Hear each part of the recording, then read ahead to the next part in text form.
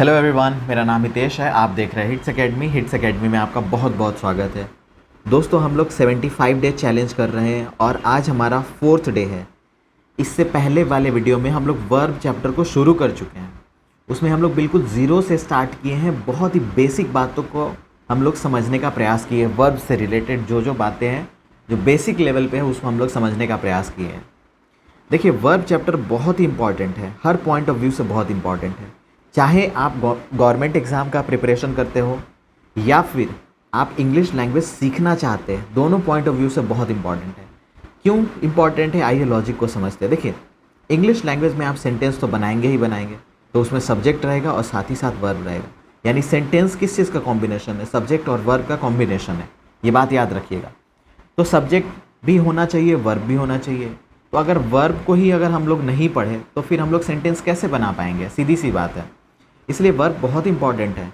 इतना समझिए कि वर्ब इंग्लिश ग्रामर का बैकबोन है। ये इतना इंपॉर्टेंट चैप्टर है। तो उम्मीद करते हैं कि आप नोटबुक लेकर ज़रूर बैठिएगा, साथ ही साथ पेन लेकर बैठिएगा, ताकि पढ़ने में और एक इंटरैक्टिव क्लास करने में आसानी रहेगा, आपको भी बेहतर समझ आएगा। क्या क्या पिछले क्लास में हम लोग चर्चा कर चुके हैं, उसको एक बार रिकैप कर लेते हैं। हम लोग वर्ब का डेफिनेशन समझ चुके हैं, वर्ब होता क्या वो सब समझ चुके हैं। मॉडल और प्राइमरी ऑक्सिलरीज को भी समझ चुके हैं। वर्ब दो टाइप के होते हैं, helping verb, main verb. Primary verbs और मॉडल्स को हम लोग चर्चा कर चुके हैं। मेन वर्ब का होता है finite verb, non finite verb. Finite में आज हम लोग चर्चा करने वाले हैं ट्रांजिटिव और इनट्रांजिटिव। फिर नॉन फाइनाइट को हम लोग अलग से पढ़ेंगे, ठीक है। फाइनाइट और नॉन फाइनाइट वर्ब हम लोग चर्चा कर चुके हैं। फाइनाइट का बेसिक बातें समझ चुके हैं कि क्या होता है। एक बार रिकैप करा देते हैं।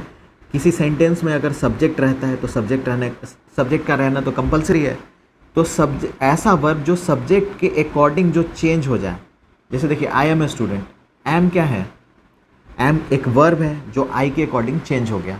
यानी ऐसा वर्ब जो सब्जेक्ट के अकॉर्डिंग चेंज हो जाए, उसको हम लोग फाइनाइट वर्ब्स बोलते हैं। और ठीक उल्टा इसी का है नॉन फाइनाइट। यानी सब्जेक्ट कुछ भी रहे, इसका कोई लेना देना नहीं है, इसके वर्ब में कोई भी चेंजेस नहीं आएगा, उसको हम लोग नॉन फाइनाइट वर्ब्स बोलने वाले हैं, ठीक है। आइए थोड़ा सा और डिटेल में समझते हैं फाइनाइट वर्ब। फाइनाइट वर्ब क्या होता है, आप अभी हम बताएं, जो सब्जेक्ट के अकॉर्डिंग चेंज हो जाए वैसा वर्ब। ट्रांजिटिव वर्ब क्या होता है? देखिए, ट्रांजिटिव वर्ब हमेशा याद रखिएगा, अभी फ़िलहाल के लिए आप इतना समझिए कि अपने साथ ऑब्जेक्ट लेगा ही लेगा। ऑब्जेक्ट का रहना कंपलसरी है ट्रांजिटिव में। इन ट्रांजिटिव में क्या है कि इसमें ऑब्जेक्ट का रहना कंपलसरी नहीं है, इसमें ऑब्जेक्ट का रिक्वायरमेंट है ही नहीं। फिर आइए थोड़ा सा हम लोग कॉन्सेप्ट बिल्ड करते हैं ऑब्जेक्ट से रिलेटेड, कि ऑब्जेक्ट बनने का काम कौन करेगा, क्यों करेगा, है ना, और क्या क्या बन सकता है ऑब्जेक्ट। तो देखिए, ऑब्जेक्ट सिंपल लैंग्वेज में सीधा समझिए, ऑब्जेक्ट आपको दो ही चीज़ें मिलने वाली इंग्लिश लैंग्वेज में। या तो नाउन बन जाएगा ऑब्जेक्ट, नहीं तो प्रोनाउन बन जाएगा, ठीक है। ये बात याद रखिएगा। ऑब्जेक्ट को अब आइडेंटिफाई कैसे करें, आपके दिमाग में ये सवाल आएगा। तो देखिए, पहला तरीका क्या है कि वर्ब अगर आप देख रहे हैं कहीं, वर्ब के तुरंत बाद अगर नाउन या प्रोनाउन आपको दिख जाए, मेरे बात को ध्यान से सुनिएगा, वर्ब के तुरंत बाद अगर नाउन या प्रोनाउन दिख जाए, इसका मतलब वो जो है वो ऑब्जेक्ट है, ये फिक्स है। दूसरा क्या तरीका है? दूसरा है कि व्हाट या हुम का आपको रिस्पॉन्स मिले। यानी जब क्वेश्चन को, मतलब जब स्टेटमेंट को आप पढ़ें तो आपको व्हाट या हुम का रिप्लाई मिले।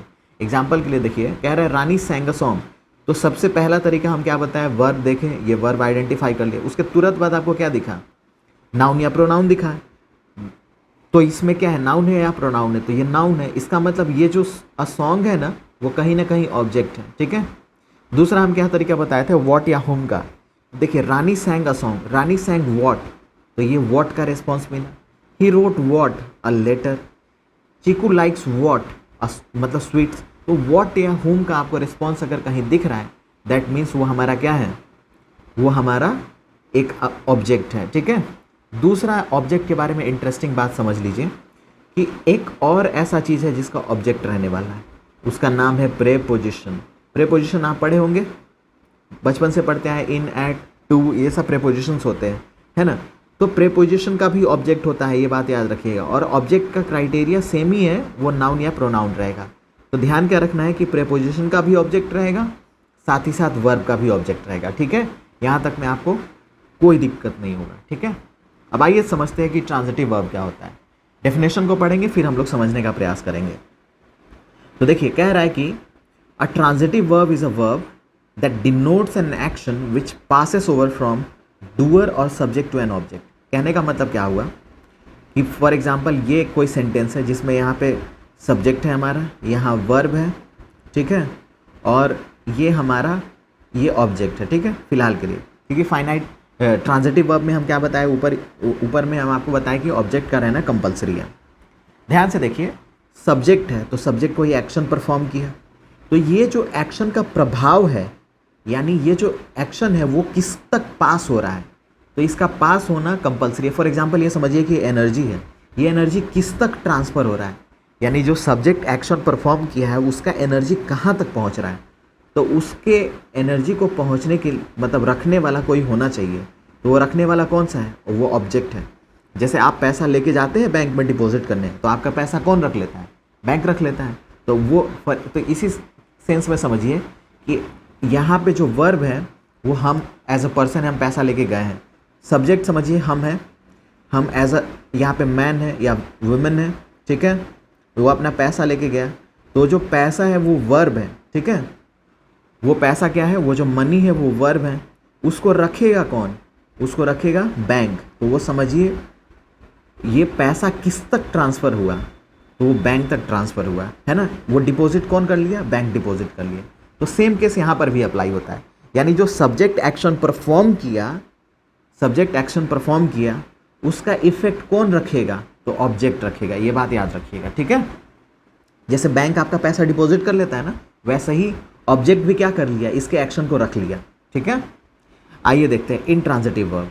इंट्रांजिटिव वर्ब क्या होगा कि जिसमें ये समझिए कि आपके पास कैश रुपये है, बैंक का कोई रिक्वायरमेंट ही नहीं है, अब आप अपने घर में ही रख लिए, आप अपने घर में ही बैंक बना लिए, बैंक रहे नहीं रहे उससे कोई आपका लेना देना नहीं है, ठीक है। ये किसके बीच की बात है, आपके बीच की बात है और पैसे के बीच की बात है, आप दोनों जहाँ खुश है बस वहीं पे रहेंगे, ठीक है।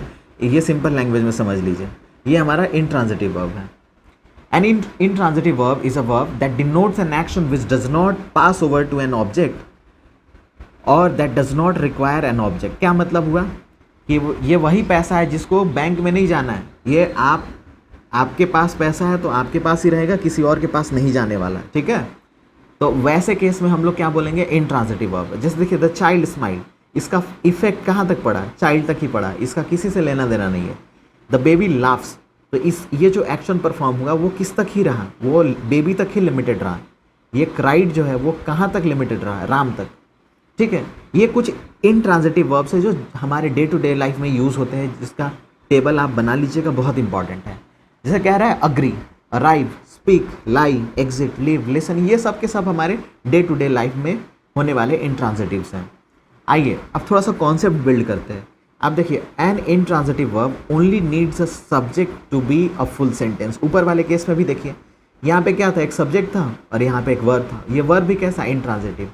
तो ये सब्जेक्ट प्लस इंट्रांजिटिव मिलके एक अपने आप में ही फुल सेंटेंस है, हमें ऑब्जेक्ट का रिक्वायरमेंट नहीं है।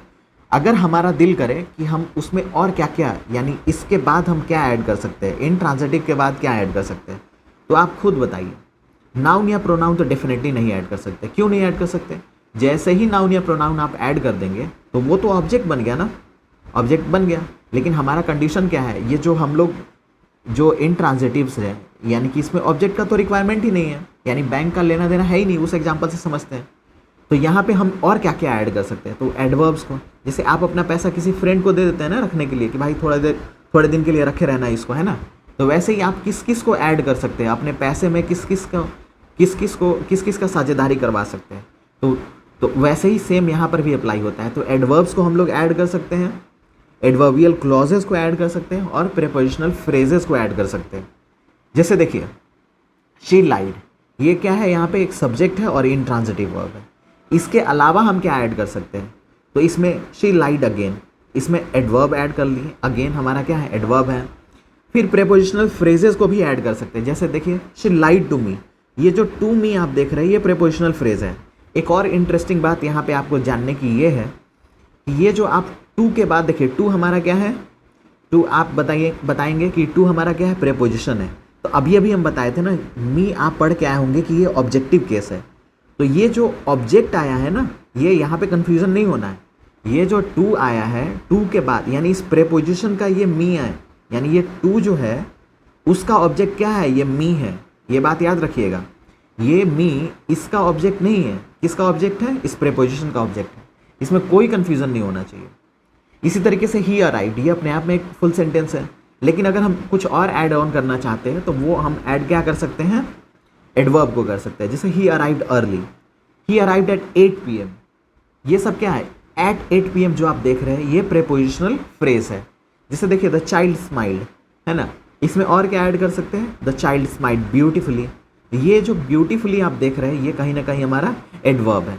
इसी तरीके से क्या है, the child smiled at me. Again ये जो मी आप देख रहे हैं ये किसका ऑब्जेक्ट है, ये याद रखना है कि ये प्रीपोजिशन का ऑब्जेक्ट है, इसमें कोई कंफ्यूजन नहीं होना चाहिए।